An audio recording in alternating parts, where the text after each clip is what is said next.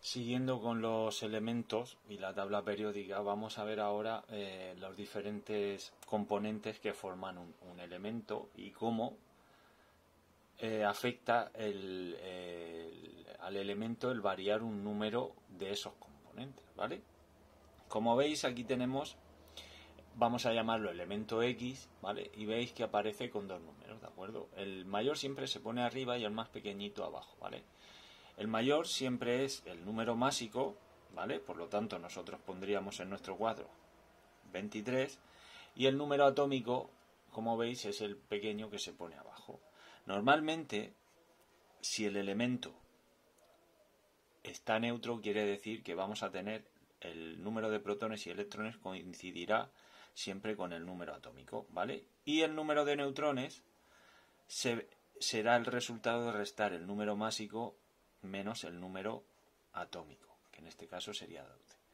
A la hora de poner en la carga, ya sabéis que como tiene el mismo número de protones y de electrones, diremos que es neutro, ¿vale?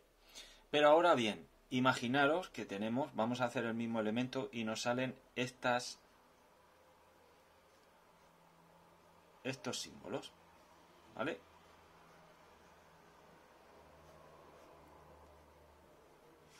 ¿Qué quiere decir esto? Pues que ha habido un cambio de carga. Es decir, si tenemos el más, quiere decir que su carga se ha vuelto positiva, ha dejado de ser neutra y se ha puesto positiva.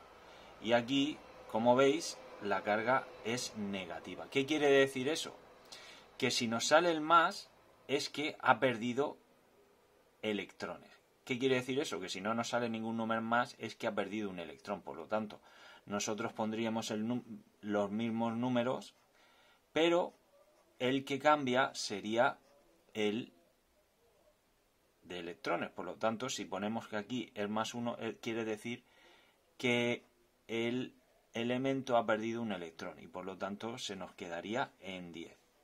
¿Vale? Y al ser así, en tener carga positiva, tenemos un catión. ¿Vale? Ya sabéis que siempre restarle o sumarle a los electrones. Es el número que cambia.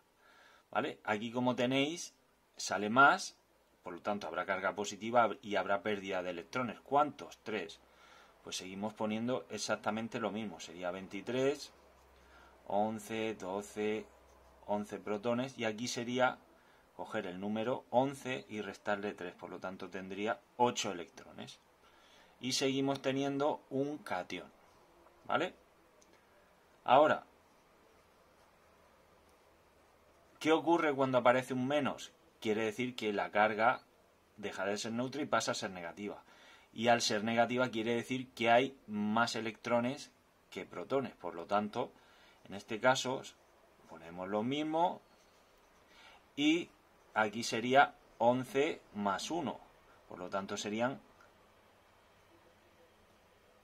12 electrones. ¿Vale? Y aquí se le llama anión. ¿Vale? Lo mismo sería aquí. Tenemos aquí 23, tenemos 11, 12 neutrones, 11 protones y ahora tenemos carga negativa, es decir, ha ganado electrones y ¿cuántos? 2. Pues cogemos y hacemos una simple operación que sería haciendo 11 más 2 y tendríamos los 13. ¿Vale? Y a esto le llamamos, como hemos dicho antes, anión. Y ahora la pregunta que os podéis hacer es la siguiente, es decir, ¿es únicamente los electrones el número que puede variar en el elemento? Pues no, también puede variar el número de protones, de neutrones, perdón. ¿Qué quiere decir eso? Pues que al variar el número de neutrones lo que tenemos es un isótopo, ¿de acuerdo?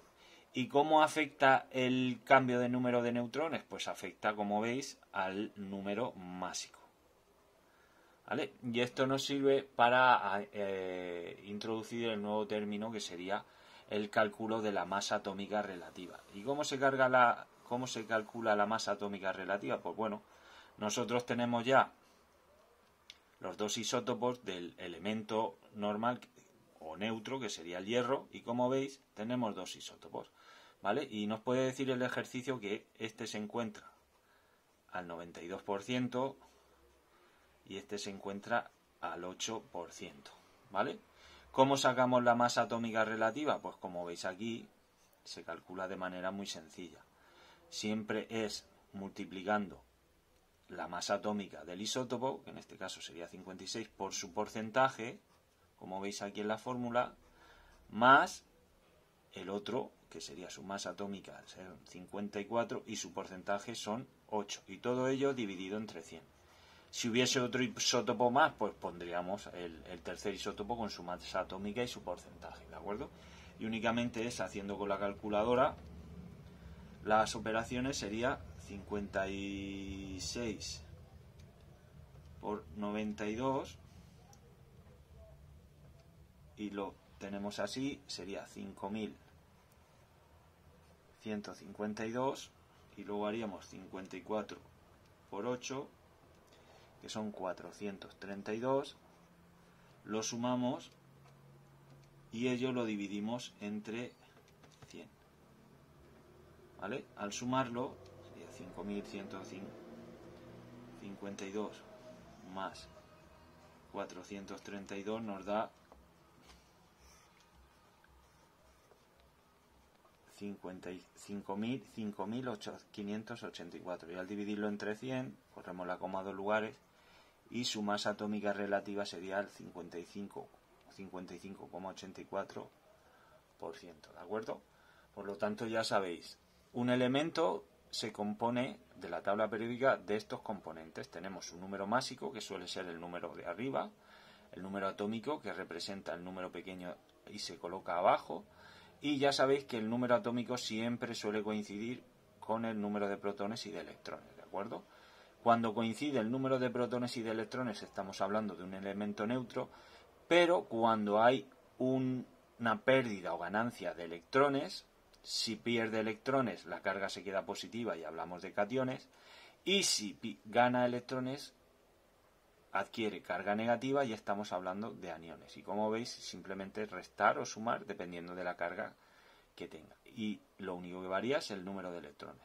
Luego, como hemos dicho antes, no es solo únicamente el número de electrones lo que cambia, sino de neutrones.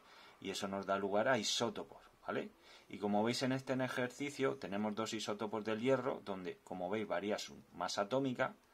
Y para calcular su masa atómica relativa, debemos hacer lo siguiente: multiplicar esas masas atómicas por el porcentaje en el que se encuentran, sumarlo y lo que nos dé dividirlo entre 100, como habéis visto en este ejemplo, ¿de acuerdo?